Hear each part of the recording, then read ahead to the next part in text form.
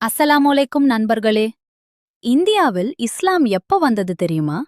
1400 வருடங்களுக்கு முன் கட்டப்பட்ட இந்த மஸ்ஜித் தான் அதற்கான சாட்சி. இன்னைக்கு நாம ஒரு மிக முக்கியமான வரலாற்று உண்மையை பார்க்க போறோம். இந்தியாவின் முதல் மஸ்ஜித் எது? அது எங்கு இருக்கிறது? யார் கட்டினார்? இவ்வளவு முக்கியமான தகவல்களை எளிமையான தமிழில் இந்த வீடியோவில் தெரிந்து கொள்ளப் போகிறோம். இந்தியாவின் முதல் மஸ்ஜித் பெயர் சாரமான் ஜும்ஆ மஸ்ஜித். இந்த மஸ்ஜித் கேரள மாநிலத்தின் கொடுங்கல்லூரில் அமைந்துள்ளது.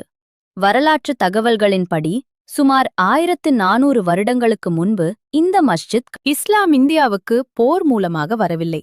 வணிகம், நல்லொழுக்கம், நம்பிக்கை இந்த மூன்றின் மூலமாகவே இஸ்லாம் இந்தியாவுக்கு வந்தது.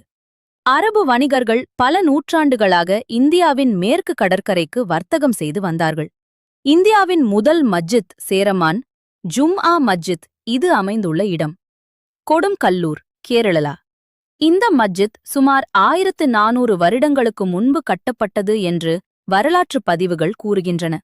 இந்த மஸ்ஜித்தின் வரலாறு சேரமான் பெருமாள் மன்னருடன் நெருங்கிய தொடர்பு கொண்டது. வரலாற்றுத் தகவல்களின்படி சேரமான் பெருமாள் ஒருநாள் நபி முஹம்மது நபி ஸல்லல்லாஹு அலைஹி வஸல்லம் அவர்களை கனவில் பார்த்ததாக கூறப்படுகிறது.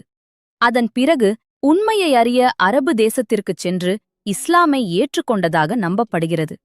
சேரமான் பெருமாள் மன்னர் இஸ்லாமை ஏற்ற பின்பு இந்தியாவில் ஒரு மஸ்ஜித் கட்ட வேண்டும் என்று விரும்பினார். அதன்படி அரபு முஸ்லிம் வணிகர்களின் உதவியுடன் இந்த சேரமான் ஜும்ஆ மஸ்ஜித் கட்டப்பட்டது. இந்த மஸ்ஜித் ஒரு வழிபாட்டு இடம் மட்டுமல்ல, இந்தியாவில் இஸ்லாம் வந்ததற்கான உயிருள்ள வரலாற்றுச் சாட்சி, மத நல்லிணக்கத்தின் அடையாளம்.